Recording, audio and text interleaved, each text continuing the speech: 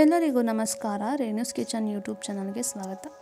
ಇವತ್ತು ಸಿಹಿ ಪೊಂಗಲ್ ಮತ್ತು ಖಾರ ಪೊಂಗಲ್ ಹೇಗೆ ಮಾಡೋದು ನೋಡ್ಕೊಳ್ಳೋಣ. ಇಲ್ಲಿ ಒಂದು ಕುಕ್ಕರ್ಗೆ 2 ಕಪ್ಪಷ್ಟು ಅಕ್ಕಿಯನ್ನು ಹಾಕಿ 1 ಕಪ್ಪಷ್ಟು ಹೆಸರು ಬೇಳೆಯನ್ನು ಹಾಕ್ಕೋತಾ ಇದ್ದೀನಿ. ತೊಳೆದಿರುವಂತಹ ಅಕ್ಕಿ ಮತ್ತು ಬೇಳೆಗೆ 1:2 ಹಾಗೆ ನೀರನ್ನು ಸೇರಿಸ್ಕೊಳ್ಳೋಣ. ಪೊಂಗಲ್ ಮಾಡೋದಕ್ಕೆ ನೀರು ಸ್ವಲ್ಪ ಜಾಸ್ತಿನೇ ಹಾಕೋಬೇಕು, ಏಕೆಂದರೆ ಬೇಳೆ ಮತ್ತು ಅಕ್ಕಿ ತುಂಬ ಚೆನ್ನಾಗಿ ಮೆತ್ತಗೆ ಬೆಂದಿರಬೇಕು. ಇದಕ್ಕೆ ನಾನು ಉಪ್ಪನ್ನು ಸೇರಿಸ್ಕೊತಾ ಇದ್ದೀನಿ. ನಂತರ ಸ್ವಲ್ಪ ಅರಿಶಿನ ಹಾಕಿ 2 ವಿಷಲ್ ಕೂಗಿಸ್ಕೊಳ್ಳೋಣ.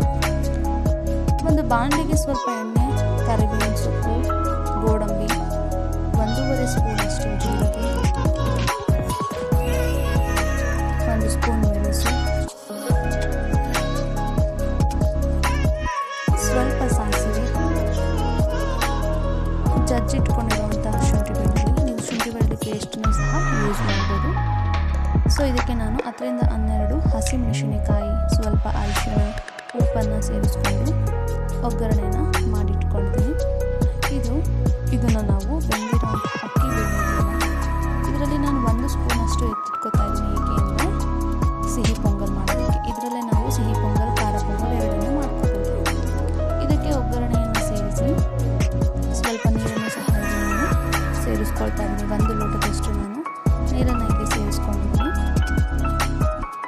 ನಮಗೆ ಪೊಂಗಲ್ ಕನ್ಸಿಸ್ಟೆನ್ಸಿಗೆ ಎಷ್ಟು ಬೇಕಾಗುತ್ತೋ ಅಷ್ಟು ನೀರು ಸೇರಿಸ್ಕೊಂಡು ಬಿಸಿ ಮಾಡ್ಕೋಬೋದು.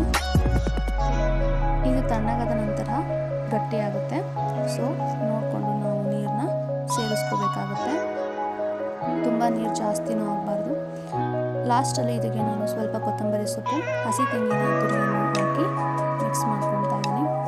ತುಂಬ ರುಚಿಕರವಾಗಿ ಮಾಡ್ಬೋದು ಖಾರ ಪೊಂಗಲ್. ತುಂಬ ಈಸಿಯಾಗಿ 10 ನಿಮಿಷದಲ್ಲಿ ಆಗುತ್ತೆ. ಆರೋಗ್ಯಕ್ಕೂ ಸಹ ತುಂಬ ಒಳ್ಳೆಯದು.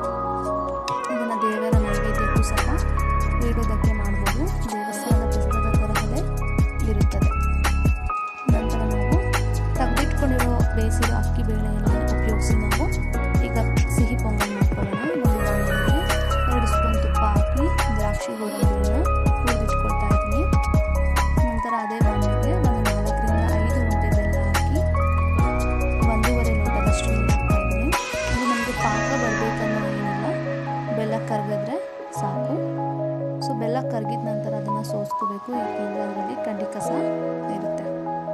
ನಂತರ ಅದಕ್ಕೆ ಬೆಂದಿರುವಂತಹ ಅಕ್ಕಿ ಬೇಳೆಯನ್ನು ಸೇರಿಸ್ಕೊಂಡು ಚೆನ್ನಾಗಿ ಬೆಲ್ಲದ ನೀರೇನಿದೆ ಅದರಲ್ಲಿ ಬೇಯಬೇಕು. ನಂತರ ಇದಕ್ಕೆ ನಾನು 1 ಕಪ್ ಹಾಲನ್ನು ಸೇರಿಸ್ಕೊಳ್ತಾ ಇದ್ದೀನಿ. ಇದು ಆಪ್ಷನಲ್, ನಿಮಗೆ ಬೇಕಾದರೆ ಸೇರಿಸ್ಕೊಂಡು